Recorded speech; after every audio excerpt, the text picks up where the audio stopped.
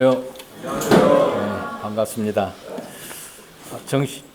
잠시 예배 끝나고 차 마시는 시간에 우리 모치님이 오랜만이네요 그러더라고요. 오랜만인 것 같죠? 한 주간 2번 안 봤다고 오랜만이라는 표현을 쓰더라고요. 그래서 아야 오랜만에 보는 사람이 되어서는 안 되는데 그런 생각을 좀 가져보게 됐고요. 이제 대구에서 3일, 경산에서 3일 그렇게 있다 왔습니다. 고속도로 오면서 보니까 아직도 산벚꽃은 여전히 많이 피어 있더라고요. 5월달 하면 제일 생각하는 날이 뭐죠? 다 어른들만 있어가지고 어버이날 얘기가 오늘 애들이 있으면 어린이날이야 막 그럴 텐데 그죠? 그래서 5월 달에는 어린이날, 어버이날, 스승의 날, 대부분 그런 가족의 날이기도 합니다. 그래서 옛날에 어린이 동요 중에 5월은 어린이날, 우리들 세상 그런 표현을 쓰잖아요. 우리들은 잘한다 그런 내용이 있죠. 오늘 주님 안에서 늘 어린이와 같은 심령을 가지고 자라나야 돼요. 옛날에 지금도 애들이 어머니의 은혜 그 찬송 부르나요? 학생들? 부르나요? 여기 청년들 혹시 그거 배우고 초등학교 때 배웠나요? 우리 어렸을 때 엄청나게 많이 불렀던 것 같아요. 그래서 오늘은 내 부모를 순종하고 공경하라 그런 주제를 가지고 함께 교제를 나누게 될 텐데,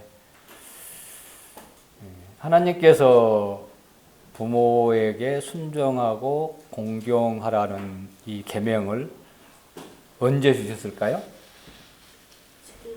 10계명 출애굽기 이후에 10계명 중에 한 계명이 포함시켰던 것을 볼 수가 있습니다. 그 말씀 속에는 나중에 이제 살펴보겠지만, 부모를 순종하고 공경하고 효를 행하는 그 일이, 그것을 통해서 하나님에 대한 순종과 하나님에 대한 공경과 하나님에 대한 효를 행하는 어떤 그런 부분을 배워서 하나님께 똑같이, 하나님도 우리 아버지잖아요. 그죠? 그렇게 하기 위해서 이스라엘 민족들에게 특별히 주신 계명이 아닌가 그런 생각을 좀 가져보게 됐고요. 어쨌든 부모님 안 계신 분 계시나요? 현재 생전에 안 계신 분? 저도 안 계십니다. 20년 전에 다 돌아가셨습니다. 여기도 몇 분 계시네. 근데요, 주변에 또 있잖아요. 뒤에 모친님, 어머니 계시네, 뒤에. 우리 흔히들 부친님, 모친님 이런 표현을 쓰잖아요. 주님 안에서 우리의 모친이 늘 있는 것을 볼 수가 있어요. 또 부친이 있잖아요. 실제 나의 실질적인 내 친부모가 아니할지라도 교회 안에 연세 드신 분들은 사실상 우리 모친이고 부친이죠. 그분들에게 순종하고 공경할 것을 사실상 성경은 우리에게 가르치고 있다는 겁니다. 근데 보통 보편적으로 강단 메시지에 효에 대해서 별로 얘기 안 치워. 거의 잘 안 합니다. 2, 3년 전인가 한번 한 것 같아요. 제가 한번 교제한 적이 있는데 누가 그것도 하라고 그래가지고 몇 년이 지나가지고 아마 기억도 못하고 또 못 들은 분이 많이 있기 때문에 함께 했으면 좋습니다. 그러니까 특히 젊은 사람들은 효에 대해서 특별히 관심을 가지고 좀 귀를 기울이고 배워서 효를 행했으면 좋겠습니다. 한마디로 표현한다면 부모에게 순종하지 못하고 공경하지 못한 사람이 눈에 보이는 사람이잖아요. 근데 보이지 않는 하나님께 순종하고 하나님을 공경한다? 좀 이상하지 않을까요? 실질적으로 못하는 거예요, 사실은요. 굉장히 중요한 부분이에요. 그런 부분을 좀 생각하면서 살아계신 부모님, 어떻게 순종하고 공경해야 될 것인가? 그럼 성경은 어떻게 우리에게 말씀하시고 가르치고 있는가? 그런 부분을 함께 나누도록 하겠습니다. 이거 오늘 주제 말씀은 여러 참고 서적을 막 찾아가지고 좀 조합하는 부분이 꽤 많이 함축되어 있습니다. 그래서 아마 책을 보신 분들은 저 내용 저 책이 있는데 그렇게 생각할지도 몰라요. 또 안 들어보신 분도 있잖아요. 또 내가 경험했던 걸 곁들여서 하기 때문에 내가 알고 있는 책이 말씀이야. 그러니까 귀를 닫지 마시고 마음을 여시고 다시금 되새기면서 들었으면 좋겠습니다. 먼저 에베소서 본문은 6장 1절부터 3절입니다.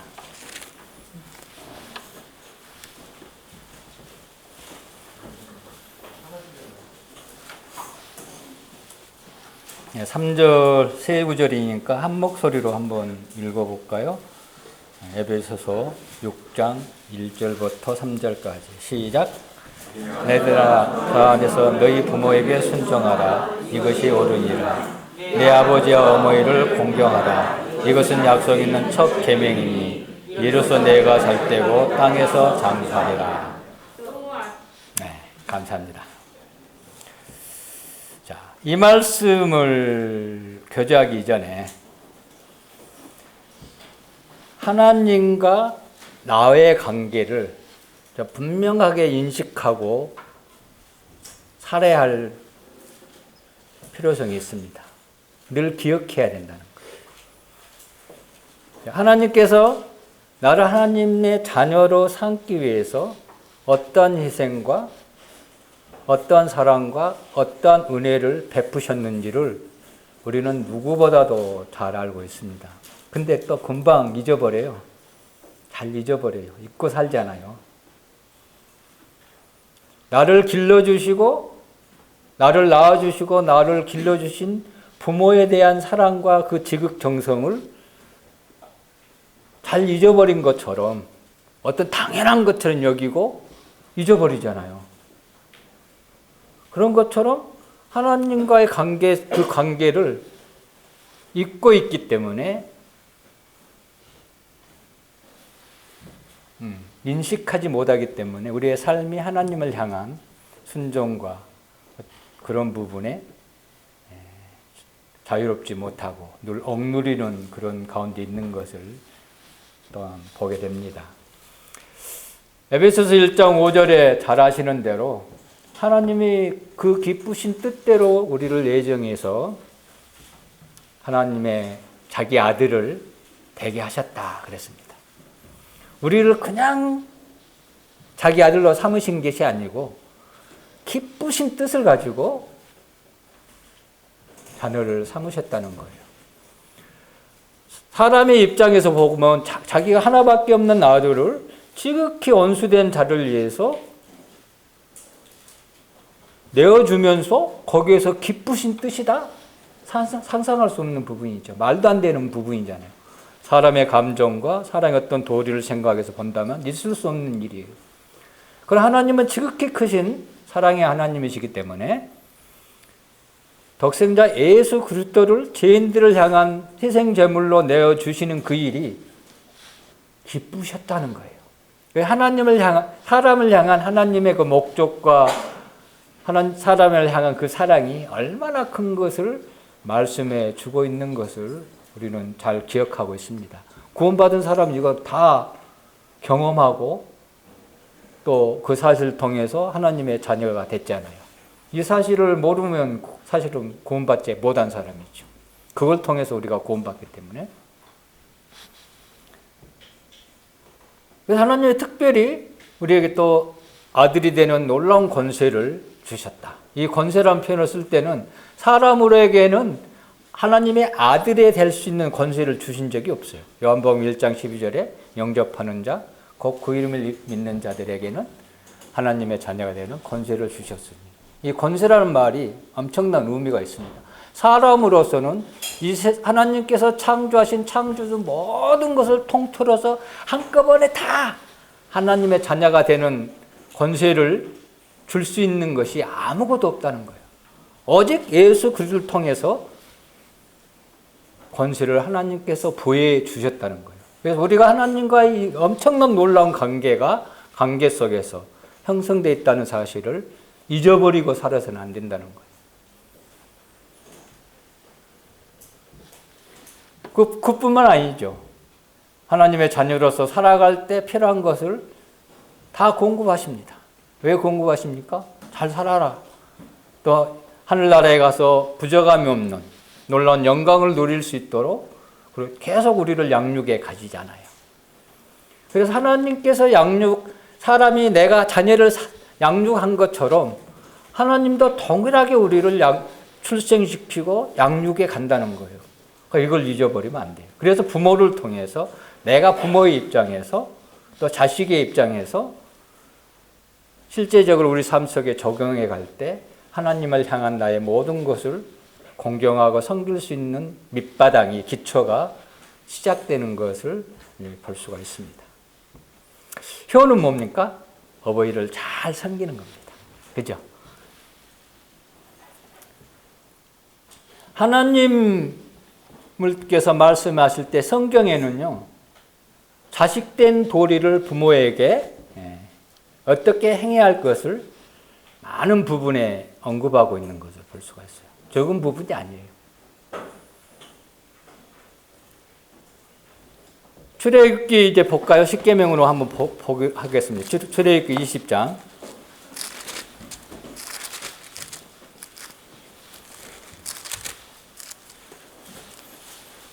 시간이 벌써 많이 갔네요. 20장 12절 또 잘하는 그런 계명이지만 같이 한번 읽어볼까요? 시작. 내 부모를 공경하라. 그리하면 내 하나님 여호와께 너의 준 땅에서 내 생명이 길리라. 5절하고 7절은 하나님의 명령을 불순종했을 때 하나님의 진노가 임하는 것을 볼 수가 있습니다. 또 하나님의 약속, 은혜로운 약속도 겸해서 말씀하고 있습니다. 그래서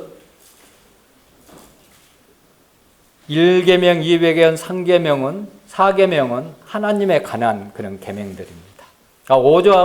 5계명부터 마지막 10계명까지는 사람이 행해야 할 그런 계명들을 하나님께서 주셨는데요. 특별히 부모를 공경하고 순종하는 자에게 하나님께서 놀라운 약속을 부여했다는 거예요. 다른 데는 이런 약속을 부여한 적이 없어요. 오로지 이 계명에만 하나님께서 생명의 길고 준 땅에서 내 생명의 길리라는 이런 계명을 약속을 해 주셨습니다. 신명기에서는 그 땅도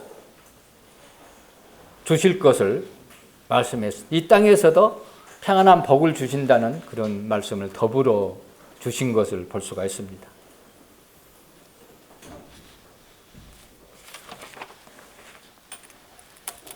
공경이란 무엇일까요, 그러면? 공경한다. 어떨 때 이 말을 공경한다는 표현을 쓰죠?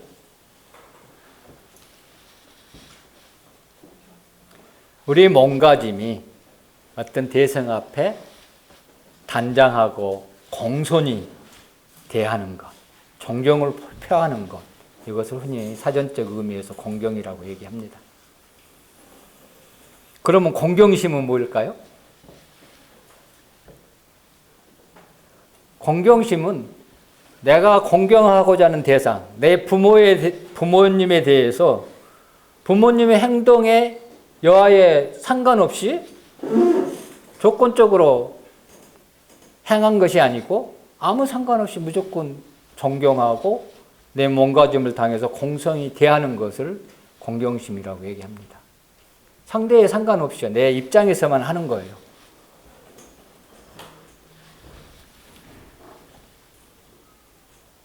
근데 우리는 부모나 어떤 관계 속에서 무례히 대하는 경우가 많이 있잖아요. 말을 함부로 하는 것도 공경하는 게 아니에요.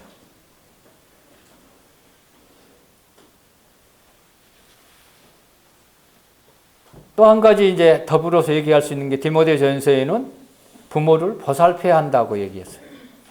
금전적으로, 재정적으로 도와야 된다고 말씀하고 있는 부분이 있는데요. 나중에 이제 다시 계속 살펴보겠습니다만 그렇습니다.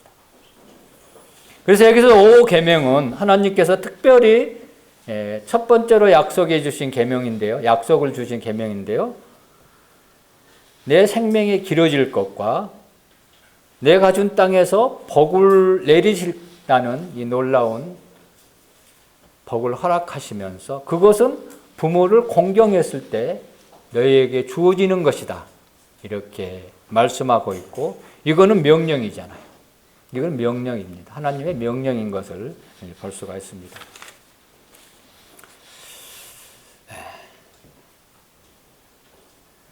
그래서 부모님에 대해서 우리는 늘 공경하고 공대하는 마음을 품고 살아가야 되는데요. 이 공경이라는 뜻 속에는 또 두려워하는 마음을 내포하고 있습니다. 또 부모에 대한 권위를 인정하는 그런 뜻도 이 공경이라는 단어 속에 내포되어 있습니다.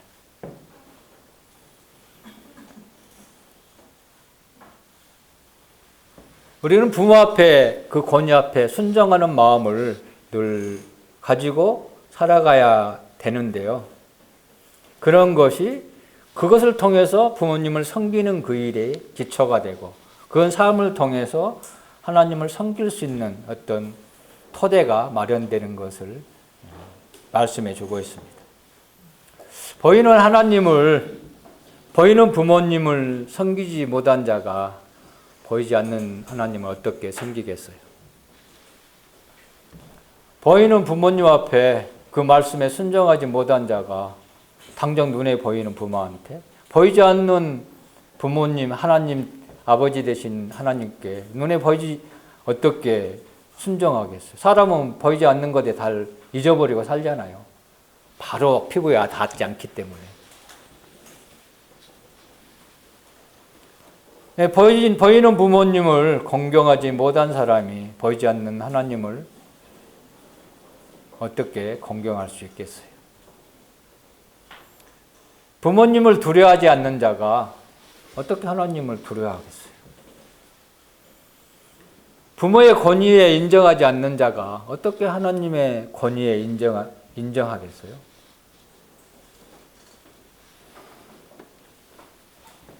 그러한 삶 속에 하나님을 향한 섬김이, 권위가 조금 더 드러날 수 없다는 거예요.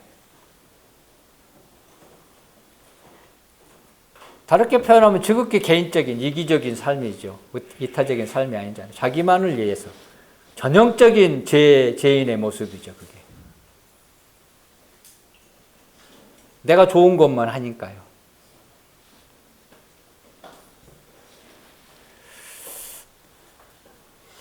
이런 부분을 참 우리는 잊어서는 안 된다고 생각이 듭니다.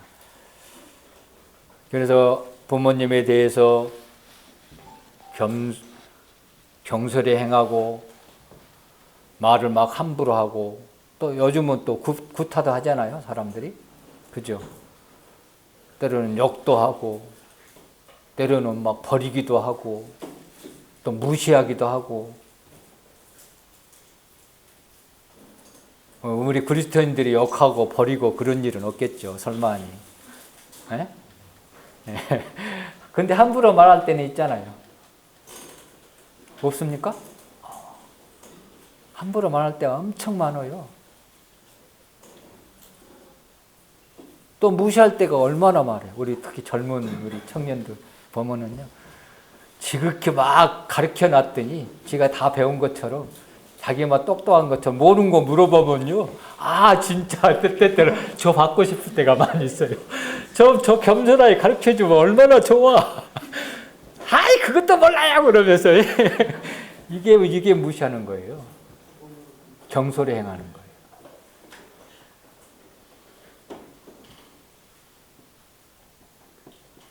성경에 보면요. 부모에게 저주하는 자는 반드시 뭐라고 했을까? 죽여라. 이게 하나님의 계명입니다. 죽여라 그 사람을. 구약 율법이에요 이거는. 부모에게 굿하는 자는 죽여라. 예, 출애굽기 21장 있습니다. 21장 17절 15절 보면 있고요. 잠언 20장 20절 저주하는 자는 반드시, 이 반드시란 말이 있어요. 죽여라. 무섭죠. 유대인들이 정말 죽였을까요? 궁금해요. 아마 죽였을지도 몰라요. 그들은 엄청난 계명을 지키려고 노력을 했잖아요.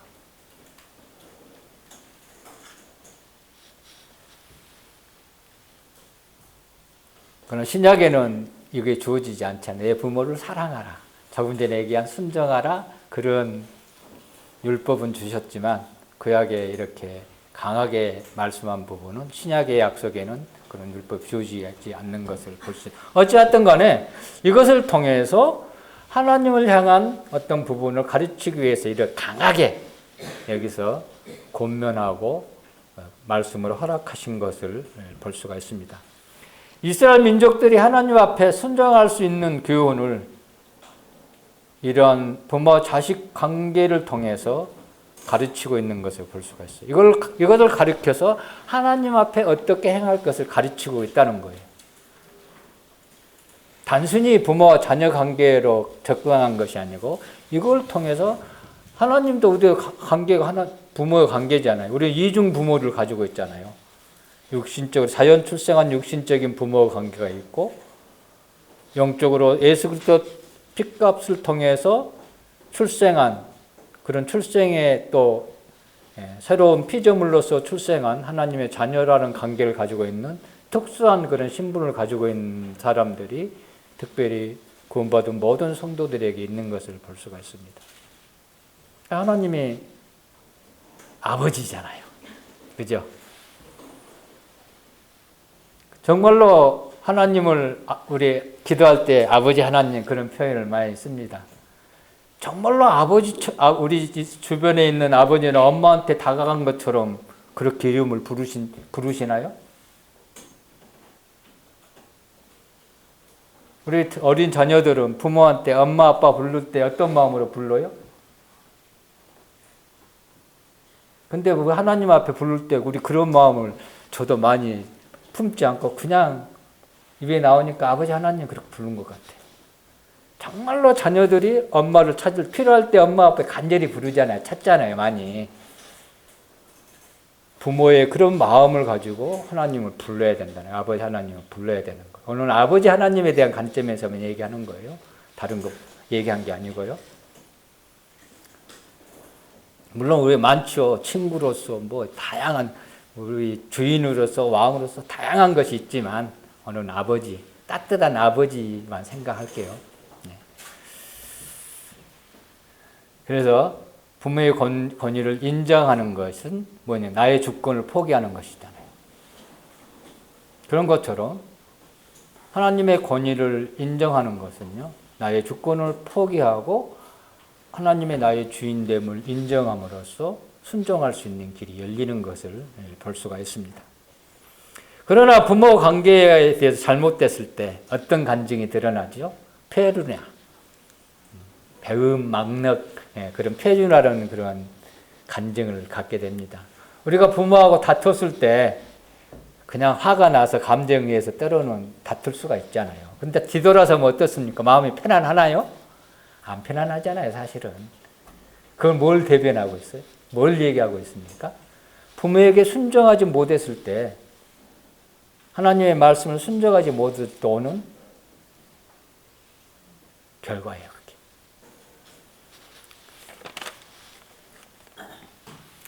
자, 혹시 부모가 살아가면서 실수할 때가 있잖아요. 실수할 때가 있어요. 성경에서 성경 인물 중에 실수를 한 인물들이 많이 있습니다. 우리가 흔히 노아를 생각해 봅시다. 노아는 당대의 의인이었습니다. 그죠? 노아 가족만 살아남고 이 세상에 있는 모든 사람들은 다 죽습니다. 그만큼 하나님의 사랑을 입었던 인물이죠. 근데요, 물이 다 빠지고 다시 농사 짓기 시작했는데 뭘 먹었죠? 잔뜩 먹고 채웠잖아요. 근데 이제 벌거벗은지도 모르고 딱 잤어요. 근데 어떤 아들이 그걸 봤죠? 근데 그것을 감추어줬나요? 들춰냈나요? 근데 두 아들은 가서 뒤로 돌아가서 감싸줬잖아요. 이거는 뭘 우리에게 보여주냐? 부모는 실수할 수 있어요. 자녀 입장에 봤을 때. 자녀 관계 속에서. 근데 그 수치를 드러내고 아빠, 엄마 왜 그래? 왜 그러십니까? 나한테 해준 게 뭐가 있어요? 그런 말을 하면은 안 된다는 거예요. 왜? 하면 어떻게 된다요? 나중에 종이 돼버리잖아요. 그 결과가. 이거 우리 특별히 교훈해 주고 있어요. 다윗이 사울을 피해 도망가면서 부모를 모압 왕에게 맡겨놓고 가는 것을 볼 수가 있어요. 다윗도 부모를 엄청 사랑했어요. 우리 예수님도 자기 엄마를 엄청 사랑했어요. 한번 볼까요? 요한복음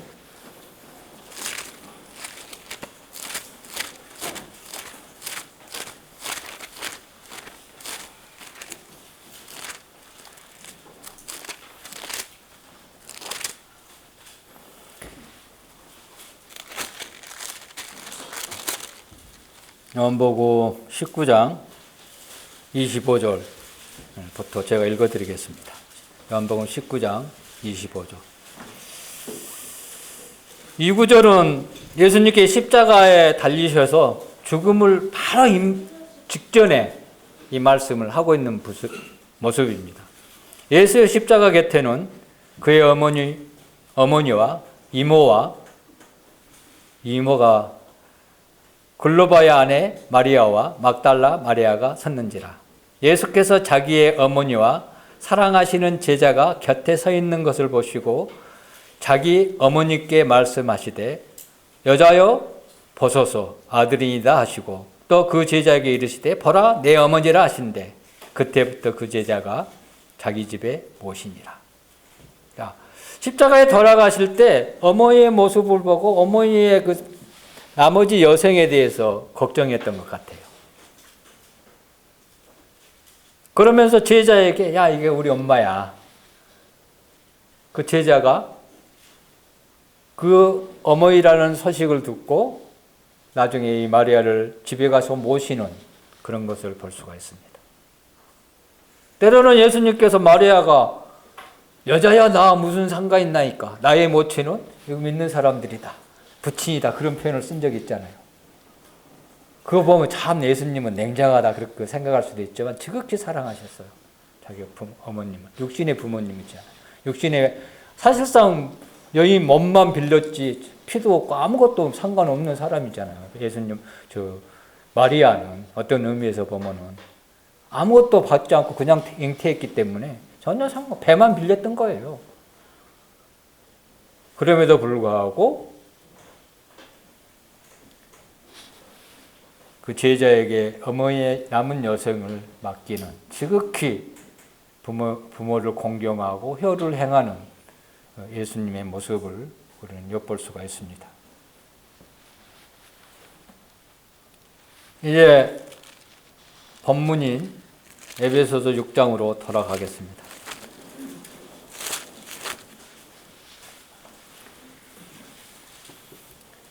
여기 몇 가지 단어가 나오는데요. 이 단어를 좀 짚어보겠습니다.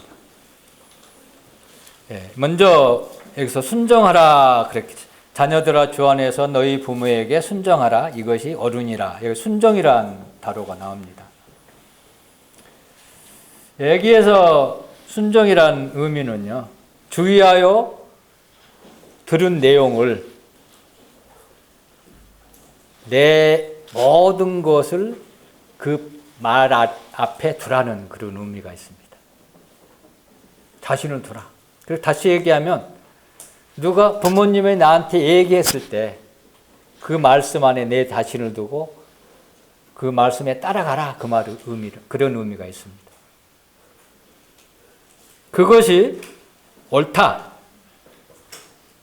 옳다는 말은 당연한 거고 그것이 의로운 삶이다. 이렇게 얘기하고 있습니다. 또 그 밑에 보면은 공경한다라는 표현을 썼습니다. 공경은 자주 계속 얘기했잖아요. 이 공경이란 헬라어 의미에는, 언어에는 공경하라, 존중하라, 가치 있게 하신다. 이 세 가지 의미를 가지고 있어요.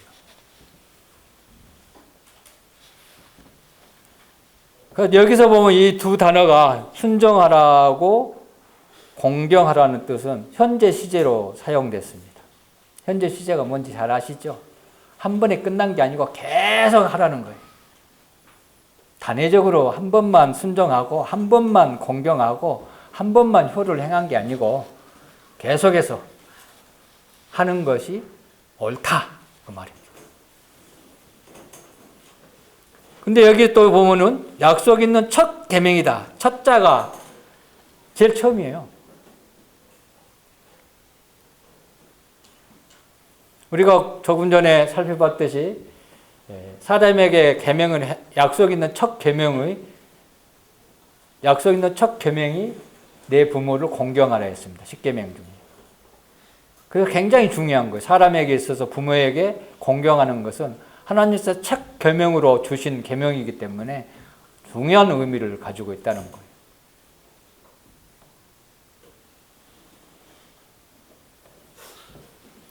또 한 가지는 주 안에서 그렇게 표현했습니다. 부모에게 순종하는 것이 무조건 다 순종해라, 해야 되느냐, 그런 의미가 아니죠. 주님 안에서 해야 된다는 거예요.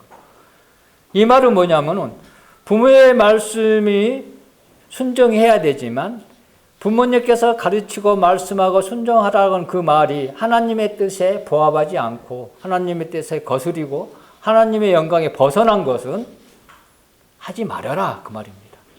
우선순위가 하나님의 말씀에 먼저 순종해야 된다는 거예요. 그런 의미가 숨겨져 있습니다. 또 다른 의미로 본다면, 반대로 생각한다면 주님 안에 있는 자가, 주 안에 있는 자만이 부모에게 순종하고 공경할 수 있는 힘이 주어진다는 거예요. 성령으로 충만했을 때 우리는 정말로 하나님의 말씀에 있는 그대로 부모님을 순종할 수 있고 공경할 수 있고 효를 행할 수 있는 그런 삶이 우리에게 주어진다는 것을 여기서 말씀해 주고 있는 것을 볼 수가 있습니다. 그래서 그리스도인들은요, 특별히 하나님 주님 앞에 첫 번째로 순종해야 할 책임과 의무가 있다는 거예요. 이걸 잊어버리면 안 돼요.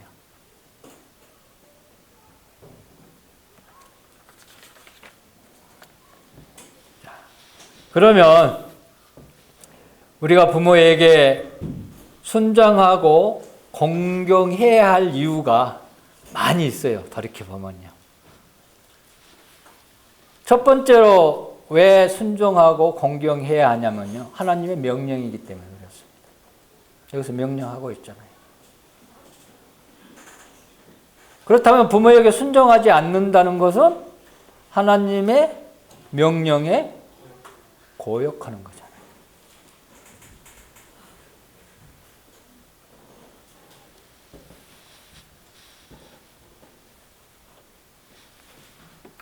부모에게 불순종하는 것은 곧 하나님께 불순종하는 거예요. 하나님의 명령을 행하지 않기 때문에 그렇다는 거예요. 왜 하나님을 거역하는 삶을 살아서는 안 되는 거죠. 그러니까 보이는 부모님을 순종하고 공경하지 못한 사람은 보이지 않는 아버지 하나님을 공경하고 순종하는 삶을 살 수가 없다는 거예요.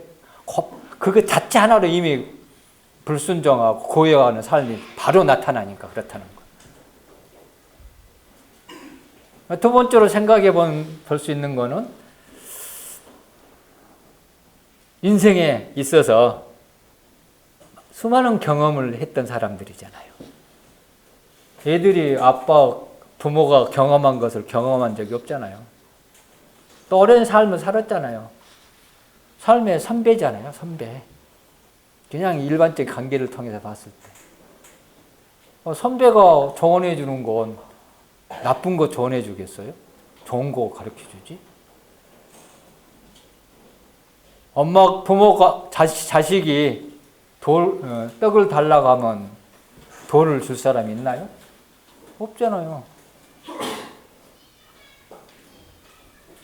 부모는 좋은 것만 자녀에게 주기를 원하지요.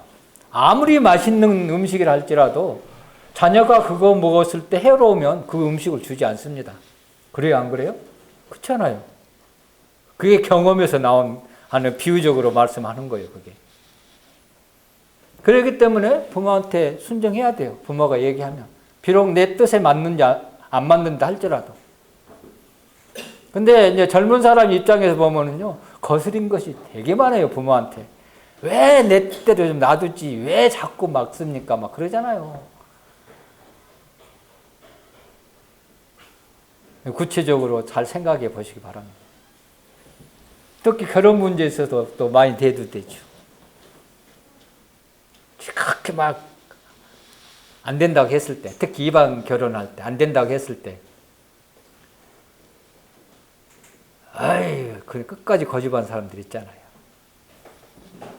네, 그런 부분도 얘기할 수 있고, 어쨌든 우리는 주님 앞에서 부모에게 순종하는 인생의 선배이고 수많은 경험을 한 자이기 때문에 그 말에 순종해서 그릇될 것은 하나도 없다는 거예요. 그래, 그 부모의 입장에서는 자녀가 가는 그 길이 옳은 길이고 좋은 길만이 반드시 말씀해 준다는 겁니다. 또 부모에 대한 호칭. 혹시 지금도 꼰대라는 표현을 씁니까? 젊은 사람들? 우리 어렸을 때 그걸 많이 썼어요. 특히 학생시대 때. 학생시대 때 그걸 많이 써요. 근데 대학 정도 하면은 그 표현을 안 쓰는데 중고등학교 때 그걸 표현을 많이 씁니다. 왜 그럴까요? 사춘기 때. 모든 게 그냥 귀찮거든.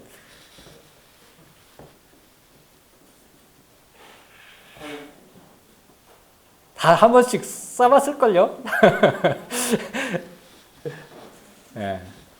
또 그뿐만 아니라 우리 부모는 나한테 이럴 말할 자격이 없어. 이거는 꼰대라는 표현을 안 써도 지금도 때로는 쓸 때가 있어요. 그죠? 이런 호칭을 사용해서는 안 되는 거예요.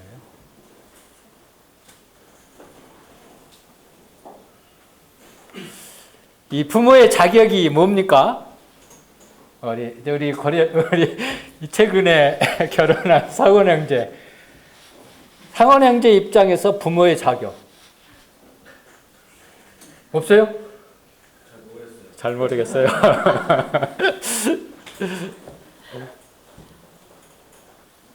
자녀들이 부모 자격을 논할 때 잘 먹여주고 좋은 대학 보내고 좋은 배틀 만나고 집을 사주고 유산 팍 물려준 거, 그런 사람을 부모의 자격이 있다, 이렇게 많이들 생각을 합니다.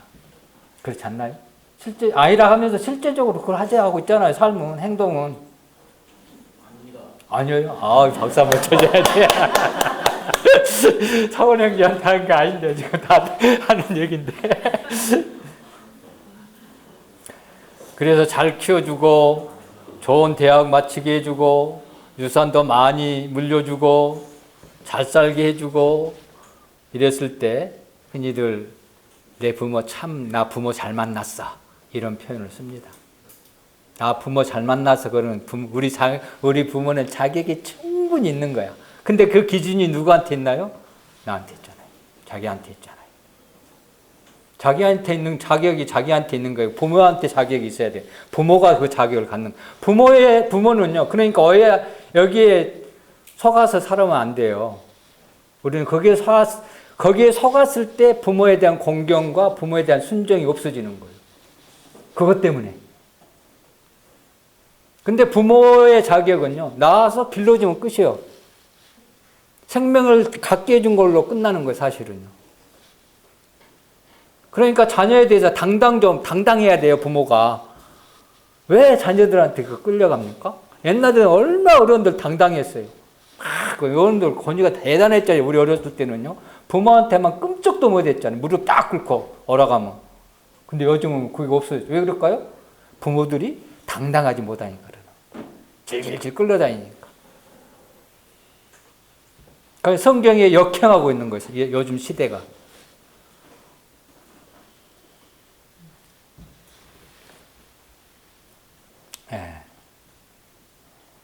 그 역할을 기억하면 좋을 것 같아요.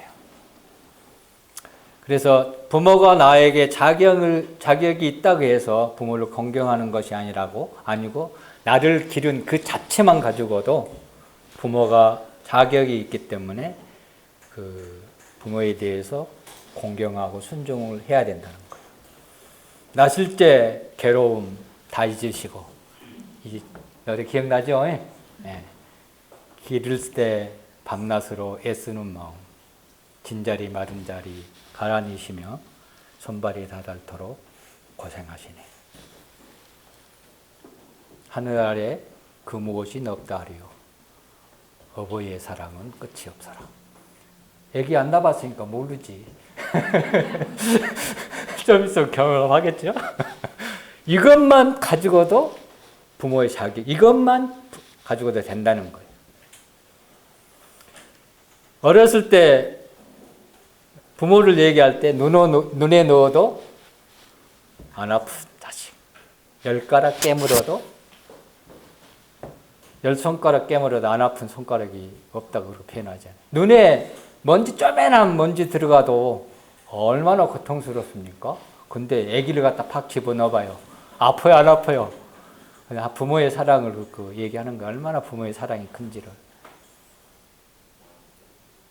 그렇게 우리를 키웠다는 거예요.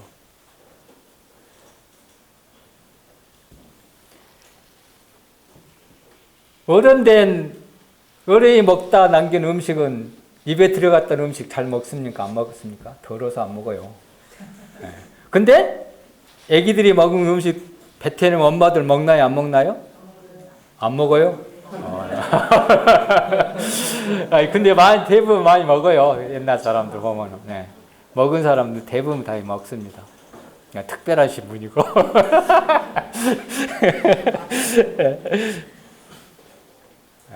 진자리 마른 자리 계속 뉘우잖아요. 근데 이제 어렸을 때 얘기는 조금 전에 그 내용이고요. 2절 어려서 남고 얹고 얼러주시고 자라서 분기되어 기다리는 마음. 알을 쌓, 그러니까 아플까? 알을 쌓, 그를 때 쌓, 자식 생각에 고시던 이마에 주름이 가득. 엄마 주름 생긴 건요, 자녀들 때문에 생긴 거예요. 땅 위에 그 무엇이 높다 하리요, 어버이의 정석은 지극하여라. 그렇습니다.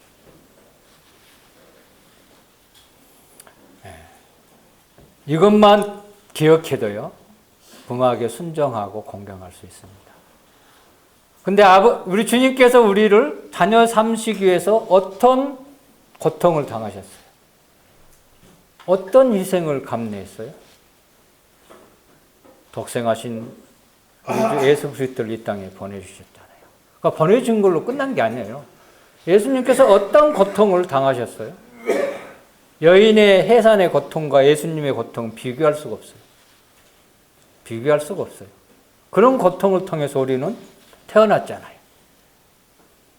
그것만 가지고도 하나님의 말씀에 순종할 수 있고 하나님을 공경할 수 있고 하나님 앞에 효를 행할 수 있다는 거예요. 그걸 기억하면 좋을 것 같아요. 자면에는 수많은 그런 말씀들을 자녀들이 부모에 대해서 어떻게 해야 할 것을 말씀하고 계시는데요. 잠언 4장 10절에 내 아들아 들으라.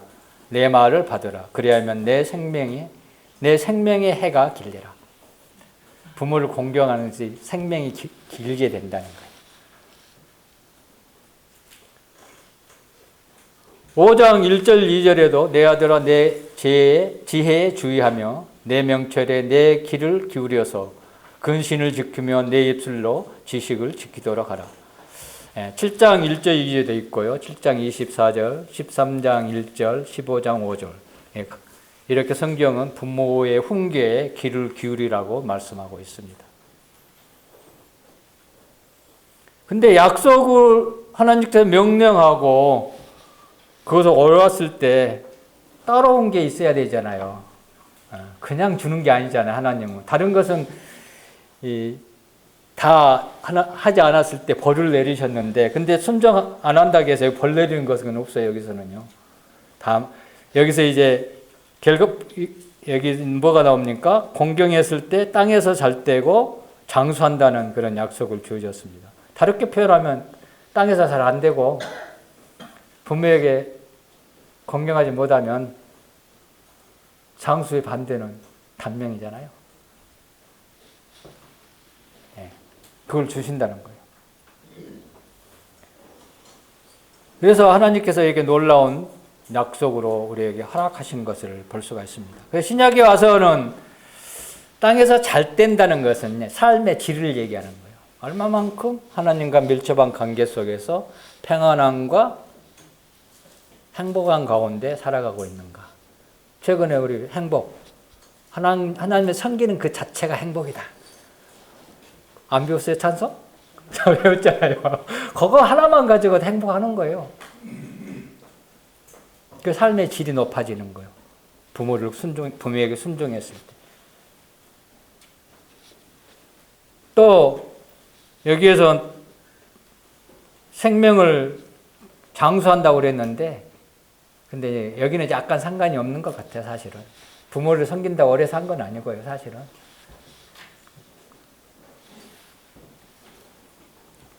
그러나 이거는 약속이기 때문에 편안한 삶을 누릴 수 있는 거예요.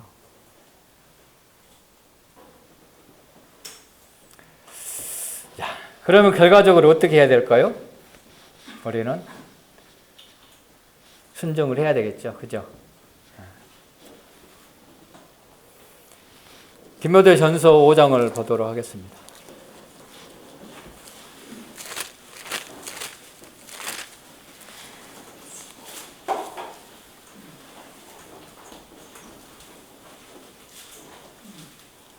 (5장 4절) 만일 어떤 가부에게 자녀나 손자들이 있거든 그들로 먼저 자기 집에서 효를 행하여 부모에게 보답하기를 배우게 하라. 이것이 하나님 앞에서 받으실 만한 것이다. 여기서 물론 가부 자녀나 손자들에게 하고 있는 말씀이지만 이건 가족들을 향해서 말씀하고 있는 부분이에요.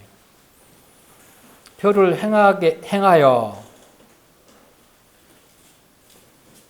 부모에게 보답하기를, 이건 필요를 공급한 것을 얘기한 거죠. 어떻게 하라고요? 배우게 하라. 가르쳐야 된다는 거예요. 안 가르치니까 못하는 거예요. 요즘 안 가르치잖아. 옛날에는 효에 대해서 충효사상 얼마나 많이 가르쳤나요? 그리고 어른들 가면 시골에 살 때 하루에 10번 만나도 10번 다 인사했어요. 그때 당시 그렇게 효에 대해서 가르쳤죠. 부모뿐만 아니라 주변 어른들까지도 효를 그렇게 가르쳤잖아요. 인사 안 하면요, 너 누구놈의 자식인지 대번에 손가락질했어요. 그때 당시에는. 인사도 할 줄 모른다고. 5번 했는데 6번째 그런다는 거예요. 만날 때마다 해야 되는 거예요. 그러니까. 가르쳐야 돼요, 자녀들한테. 그랬을 때 순종하는 법을 배우고 부모를 공경하는 법을 배웁니다. 우리 잘 생각해보면 부모한테 진짜 많이 구타를 당한 사람이 효자가 됩니다. 나중에 보면. 그래요. 뭐 나나이 큰 사람 효자 못해요. 얼른 꼴통 피우고 맨날 속 썩이고 부모한테 혼 많이 난 사람이 나이 들어서 철 들어가지고 효자가 나오는 거예요.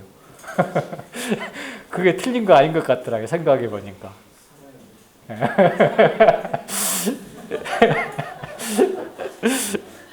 근데 요즘 시대와 전혀 다르죠. 요즘은 그랬다 난리 나죠. 그러나 마땅히 부모로서 가르쳐야 되는 거예요.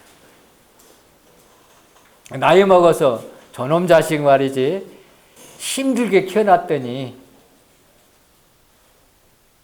그런 후회를 안 하려면요. 젊었을 때 어렸을 때부터 가르쳐야 돼요. 얼마나 많이 후회를 합니까? 나이 들어서.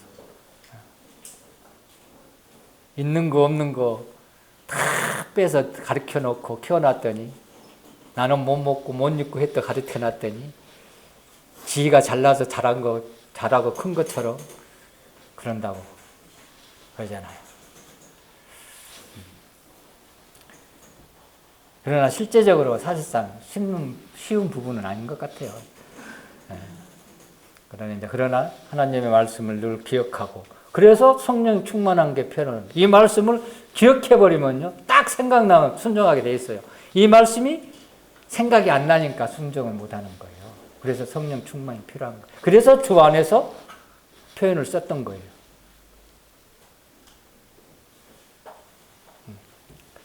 두 가지 의미가 있죠. 또 하나는 뭐라고 했을까? 우선순위. 주님 앞에 우선순위하고 이 두 가지 의미가 똑같이 거기 주어져 있어요. 그런 부분을 기억하면 좋을 것 같습니다.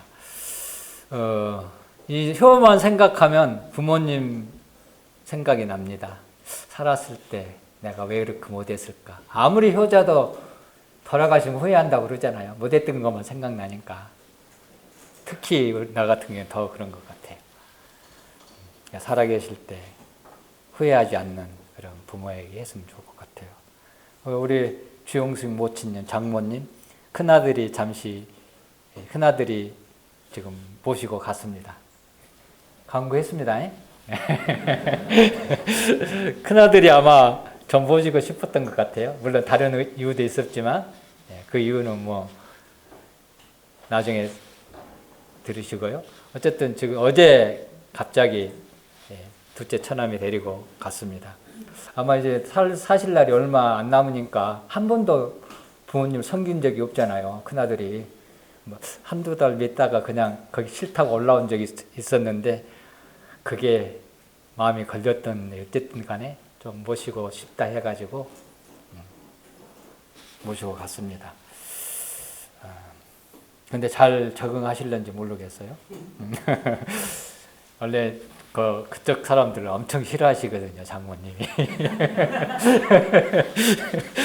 이런 얘기를 하면 안 되는데. 어쨌든 그렇습니다. 우리 조영숙 모친님, 거기에 잘 적응하고 건강하게 오래 살 수 있도록 기억나시는 대로 기도해 주셨으면 좋겠습니다. 오늘 좀 빨리 끝나네요. 효도합시다. 공경하고 순종합시다. 이상입니다.